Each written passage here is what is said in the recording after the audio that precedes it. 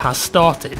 In November last year we had the very first Battlefest, which ran from November 16th to November 27th and offered unique battle packs, community missions and new custom game modes. Battlefest 2.0 has begun now and you can expect the same sort of thing as last time. Double XP, custom game modes, line of sight and eye to eye, and Battlefest specific battle packs as well as daily scrap rewards. If unlocking unique dog tags is your thing, then stay tuned because you can also unlock the DICE Anniversary dog tag. Other than Battlefest, the last few days have been quite interesting for BF1 news. Firstly, platoons are now live in beta form on the Battlefield 1 CTE. In BF4, platoons were of course a normal occurrence and you could easily set them up via Battlelog, but on BF1's release they were nowhere to be seen, although we were promised they would eventually come out. So if you have access to the CTE, you can hop on now and test out the first version of platoons, which I'm sure will change and be improved upon before it reaches the vanilla game. This is a pretty big thing for communities. Finally, communities can have their own tag and emblem. With the new system, you can actually link servers to the Platoon too, so their own server can be easily tracked by Platoon members. I'm sure that at some point I'll create my own Platoon like I did in BF4, as it's a nice way for communities to form. As well as Platoons, we have a first step to allowing non-premium players access to new DLC content in the form of Premium Friends, a system designed to allow friends of people who do have Premium to join into games on DLC maps, even if they don't own them themselves. There are some catches though, which we'll get to shortly. Now on the positive side, I think that this is a good first step from DICE and EA. For a long time we've all wanted DLC maps to be free, as it splits up the community too much, lowers the player count and stifles the longevity of the game. And while I totally understand that producing these maps is no easy task and costs a lot of money and working hours, I kind of always felt that Premium could offer a different service, like say with Rainbow Six Siege for example, and people would still buy it if it was good value for money. Stuff like character customization, skins, kill card flare, dog tags, etc, etc. That being said, I have to say that this Premium Friends system feels like a bit of a half measure to me, and it won't solve the problem. It's a step forward, yes definitely, but I don't think it's a solution at all. So let's look at how this Premium Friends works. I own Battlefield Premium and I invite some friends into my lobby, let's say 3 other friends who don't have Premium. If anyone in that party has Premium, in this case me, the lobby becomes Premium enabled, and because of that, those members of my squad can join all DLC servers together regardless of if they own the DLC content or Premium for themselves.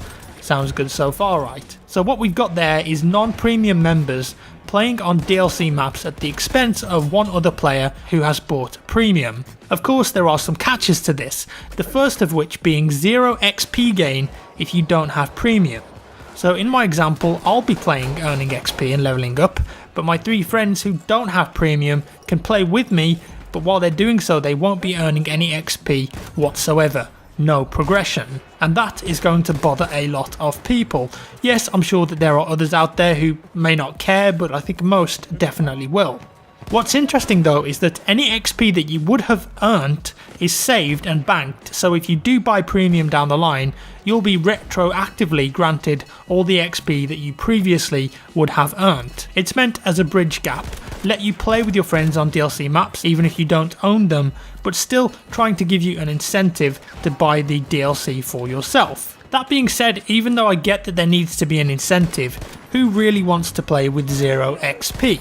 Not gaining anything towards your rank unlocks class rank. I think most people will be put off by that and not even try it. Then you also won't be able to spawn in with or unlock DLC specific vehicles and weapons, or work towards any medals or codex that are related to the expansion that you're playing on. Progression is so important in modern games in my opinion.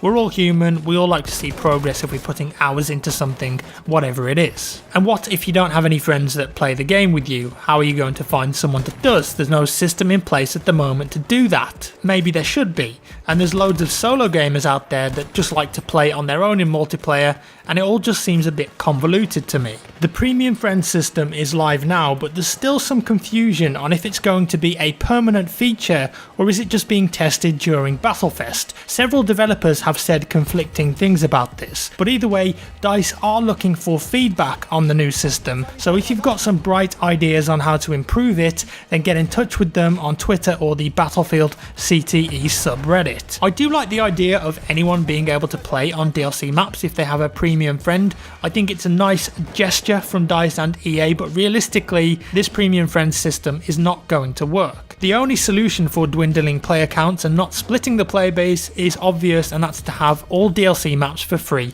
for everyone with no catches. I know it's a big ask, and as I said in my previous video, I doubt that we'll see that in BF1 now.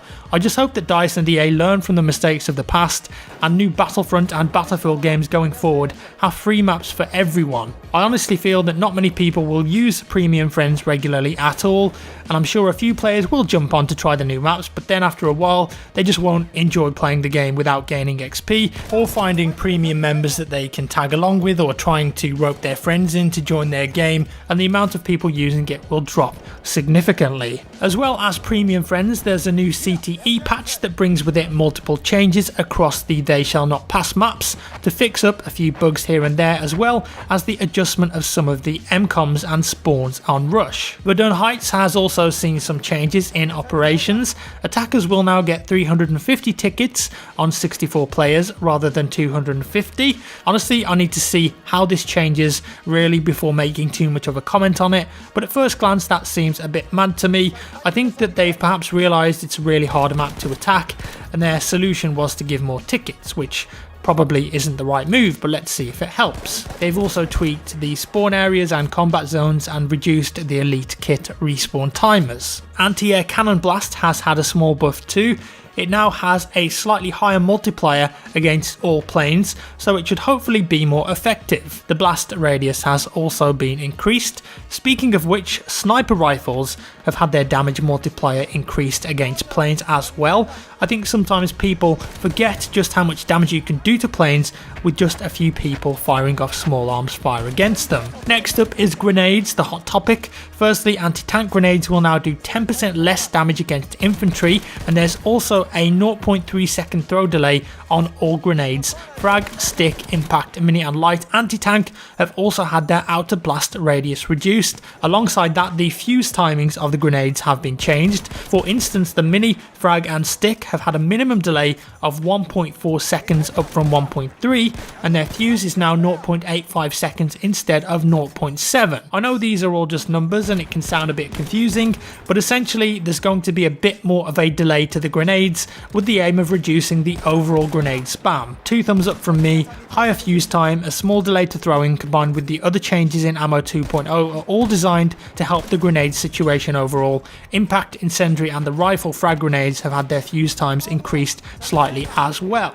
And lastly but no means least, some changes to Conquest. First of all, the way the scoring works when capturing flags. Right now when you capture a flag or neutralise one, you get a big bonus. 250 for a flag neutralised and 500 for a full capture. But if you want to step off the flag to, say, revive a teammate or kill someone, then you might not be so willing to do that in case you lose out on your juicy capture point bonus. So what DICE have done in the CTE is tried to change this up so that you're more willing to run off the flag and perhaps get a kill, revive a teammate without you losing out so much. With that in mind, the percentage of contribution towards the flag capture or neutralisation has reduced from 50 to 30%, so now you don't have to be on the flag as long to get the full points. But also when the flag is capturing, you get 12 ticks of 25 points instead of the previous number of 10 ticks. What this does mean is that now you get 100 points for a neutralisation and a capture rather than 250 and 500 as it was before, but a little more points from being on the cap. It works out at roughly 800 points for a full neutralisation and capture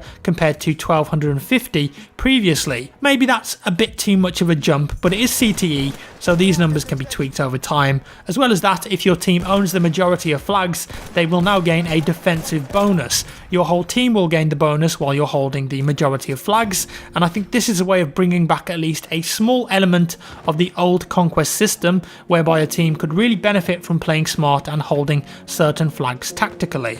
It could also mean that we could see more comebacks like we used to, because that isn't really possible with the current scoring system. Plenty of other bug fixes and small netcode improvements in the CTE patch, but as always, remember that this is not guaranteed to make it to the vanilla version of the game, but I imagine that most of it will. So that's all for today, folks. Do let me know your thoughts on the Premium Friends system down in the comments below. Also for today, I have a bit of a giveaway. Jeff Braddock, who is the North American Community Manager for Battlefield, kindly sent me over 50 best community in the world dog tag codes. As far as I know, these dog tags are pretty rare and you can only get the dog tag if you're given it. If you'd like a chance to win one of those, just leave a comment down below and make sure that your YouTube messages are open so I can send you a message if I pick you, and I'll just choose 50 people at random, so look out for your messages. As always, thank you so much for watching, guys. Subscribe for more, give me a thumbs up if you enjoyed the video, and I'll see you in the next one.